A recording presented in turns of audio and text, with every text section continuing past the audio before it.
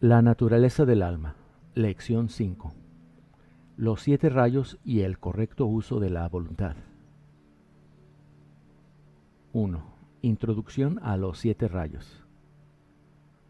2. Equipamiento de rayos del reino humano, planetario y solar. 3. Síntesis. 4. El espejismo de la autoimportancia. 5. La energía de la voluntad al impactar al instrumento de la personalidad. 6. Usos correctos de la energía de primer rayo.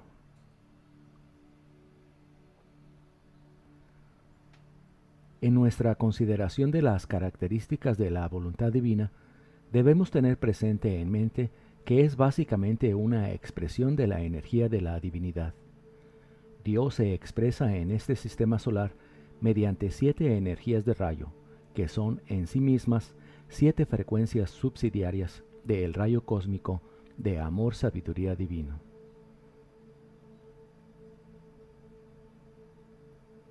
Para comprender con mayor claridad este tema de expresión de energías, es necesario considerar de nuevo las dos polaridades de la Trinidad básica: positivo, negativo, espíritu, materia.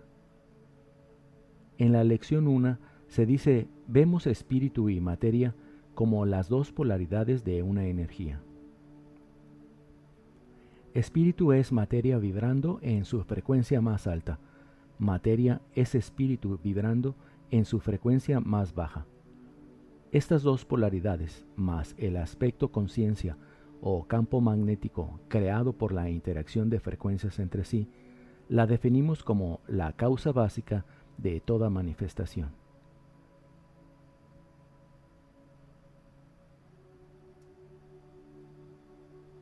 Los 3 aspectos, en un sentido cósmico, se manifiestan como 3 frecuencias de energía que se definen como los rayos cósmicos de 1. Voluntad divina y poder. 2. Amor, sabiduría divinos. 3. Inteligencia divina. Estos a su vez se diferencian en 4 frecuencias menores que se definen como los rayos cósmicos de atributo. 4. Armonía. 5. Definición o ecuación cósmica. 6. Ideación. 7. Orden y ley divinos.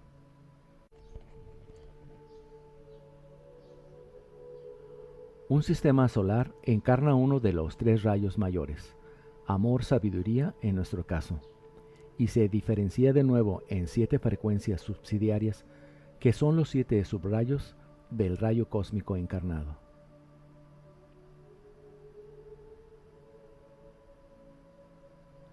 Nuestro logo solar se halla por tanto en proceso de encarnar el segundo aspecto, amor divino, o la conciencia de un hombre celestial cósmico.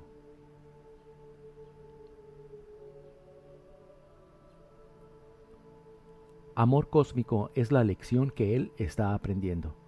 Conciencia cósmica, la meta hacia la que está evolucionando y la perfecta expresión de sabiduría o razón pura en su vida e intereses, la meta que se ha puesto a sí mismo.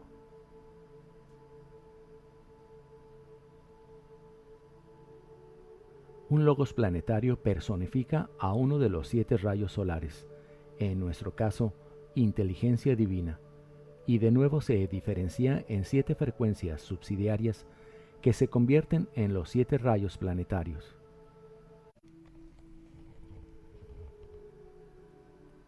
Nuestro logos planetario realiza su acercamiento al amor cósmico o la conciencia cósmica mediante la personificación de la inteligencia divina.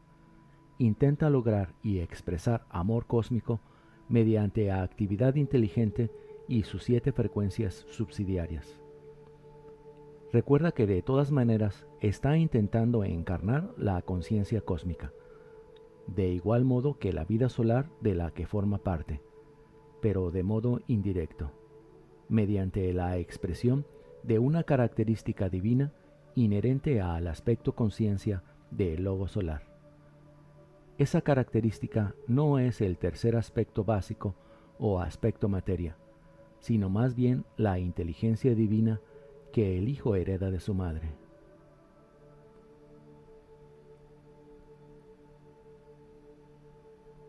Toda vida en el cuerpo planetario se halla condicionada por 1. Amor cósmico mediante su tercer subsidiario solar, inteligencia divina. 2. Y varios de los 7 subsidiarios planetarios. Los rayos mayores planetarios se definen con mayor claridad como 1. La voluntad de conocer el amor en su aspecto más alto. 2. El amor a la sabiduría. 3. La aplicación inteligente de la mente en el amor. Y los 4 menores como 4. El equilibrio de los pares de opuestos para producir armonía de la discordia. 5. Aplicación de la inteligencia en conocimiento concreto y ciencia. 6. Devoción a un ideal. 7. Orden mediante ceremonia y sacrificio.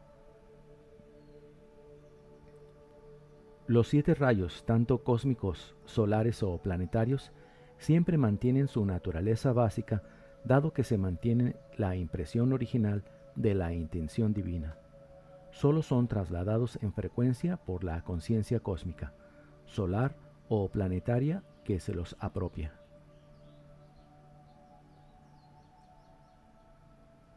Para llevar esta correspondencia aún más lejos, encontramos que el alma de la humanidad se halla en proceso de encarnar el tercer rayo solar de inteligencia divina, mientras que un alma individual puede encontrarse en cualquiera de los 7 rayos planetarios.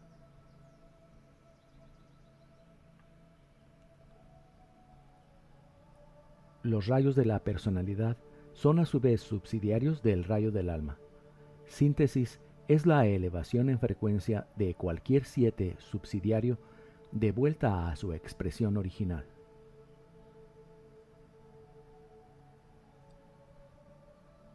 Ejemplo 1. En la vida solar, síntesis es la elevación de los 7 solares al amor cósmico. 2. En la vida planetaria, síntesis es la elevación de los 7 planetarios en una expresión solar de amor inteligente. 3. En el sentido humano individual, síntesis es la elevación del rayo de la personalidad hacia una expresión del rayo del alma.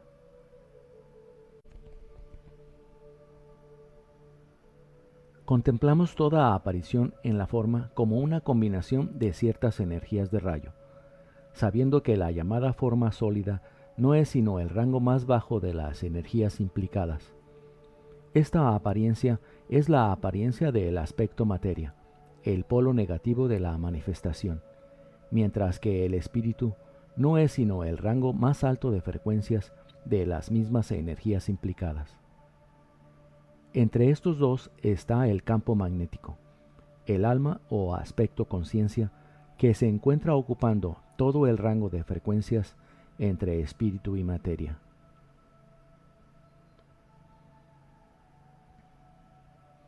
Es obvio que la anterior información es altamente técnica y presentará dificultades para algunos. Sin embargo, no solo es necesaria como conocimiento oculto fundamental, sino que encierra iluminación para aquellos cuya intuición se está despertando en sentido espiritual. Apréndela como podrías aprender cualquier otro texto y luego reflexiona sobre su significado interno. No te importe si ese significado y sentido espiritual no se hace aparente de modo inmediato, porque se revelará a sí mismo a su debido tiempo.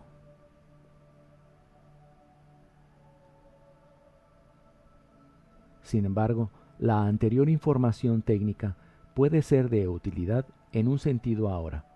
Puede disipar el espejismo de la importancia que muchos estudiantes de lo oculto tienden a construir alrededor de ellos mismos. Una vez que se entiende que nuestro logo solar, Esa vida en la que nuestro logos planetario vive, se mueve y tiene su ser, está evolucionando hacia la conciencia cósmica. El individuo no cometerá el error de pensar que ha logrado el mismo estado. Asumirá su lugar apropiado, eliminando su soberbio sentido del ego, y trabajará hacia el logro de su propia meta evolutiva.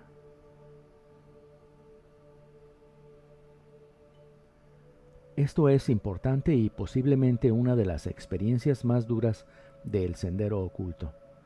Si reduce al hombre ante sus propios ojos, expande a Dios al mismo tiempo y da al hombre un verdadero sentido de la proporción.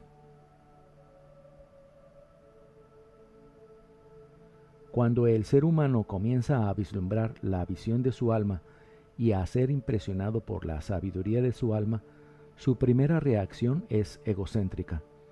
Piensa de sí mismo que es diferente del resto de la humanidad, y dándose poca cuenta del error de esta manera de pensar, se hace más peligrosamente separatista que cuando era una persona sin noción del alma.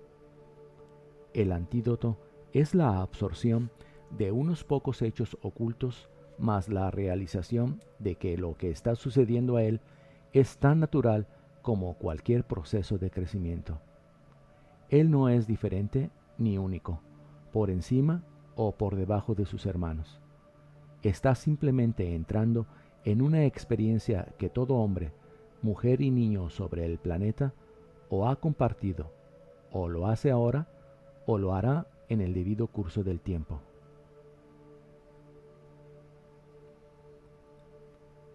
Si has estado usando el pensamiento simiente dado en la última lección como ejercicio regular de meditación, habrás invocado en tu instrumento desde los niveles del alma un mayor impacto de la energía de la voluntad que hasta ahora.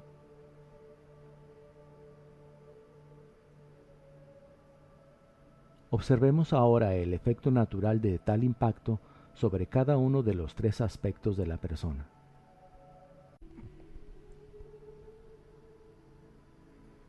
En el momento que esa energía impacta sobre el cuerpo mental, remueve la conciencia hacia alguna clase de meta.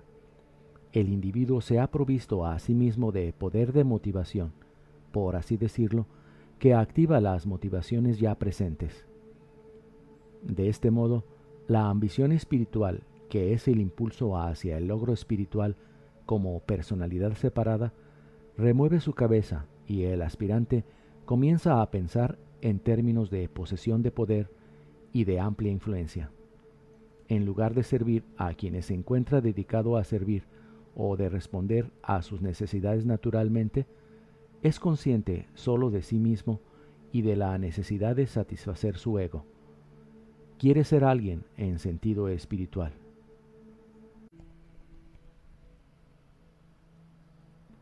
Al mismo tiempo, el impulso mental real de estar al servicio del plan divino, de disciplinar a la persona, de evolucionar como miembro de la familia humana, se activa también, y el par de opuestos hace su aparición en la naturaleza mental para resolverse de manera armónica.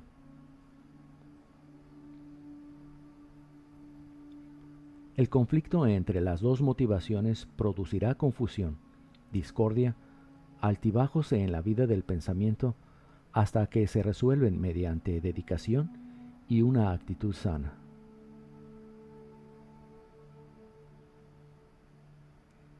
El aspirante y discípulo probacionista se da cuenta primero de que la motivación es una parte en evolución de su conciencia. Si él hubiera alcanzado pureza de motivos, no estaría donde se encuentra ahora.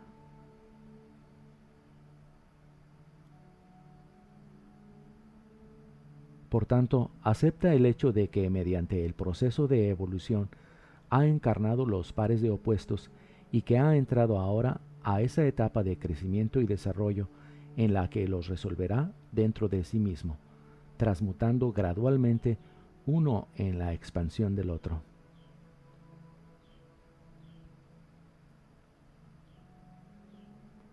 Al mismo tiempo que no alimenta las motivaciones erróneas de las que se vuelve consciente, tampoco cae en la culpa debido a ellas.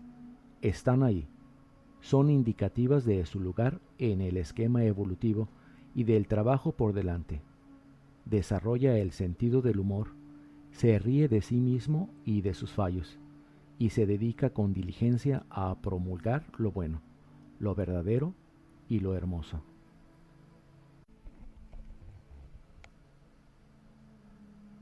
Este es el correcto uso de la energía de la voluntad en los niveles mentales y da por resultado fortaleza divina. El hombre se templa para soportar el sendero de iniciación y la revelación de su naturaleza inferior.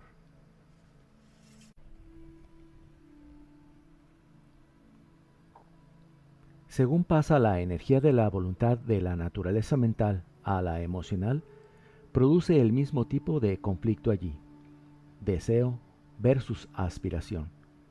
Activa los llamados bien y mal, produciendo a menudo perturbación emocional. El aspirante simplemente activa la voluntad de amar, inunda su naturaleza emocional con amor mediante la dirección de su pensamiento y calma las aguas turbulentas. Asume la misma actitud hacia la situación emocional de igual modo que lo hace hacia la mental, llevando la realidad de su alma a la existencia en este aspecto de su naturaleza. De este modo, se convierte en un agente armonizador en su mundo de intereses.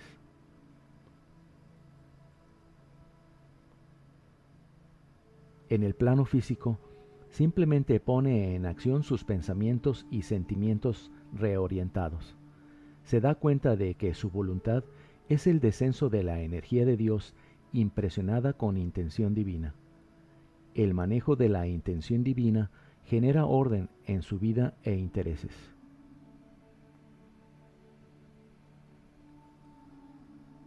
Durante el periodo de su probacionismo como discípulo, el individuo usa la energía de la voluntad de la siguiente manera. 1. Para describir y conocer el plan divino tal como es enfocado por el Cristo.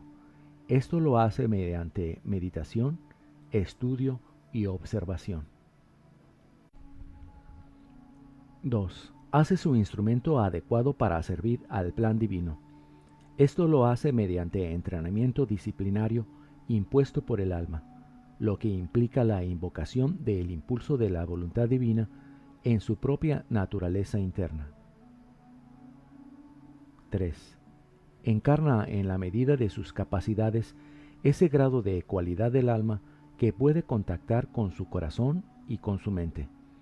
Esto lo hace mediante aspiración. 4. Inicia una actividad definida de servicio en los niveles mental, emocional y físico, que no conlleve ninguna esperanza de contrapartida tangible o resultado obvio. En otras palabras, encuentra un servicio ejecutado detrás de la escena, sin conocimiento de nadie.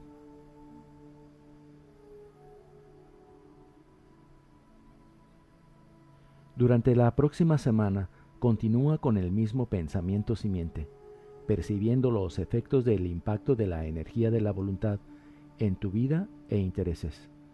Determina, mediante la observación de tus actividades diarias, las maneras en que puedes poner tales energías en correcto uso. Como tarea, trae un breve enunciado escrito de tales descubrimientos en la próxima clase.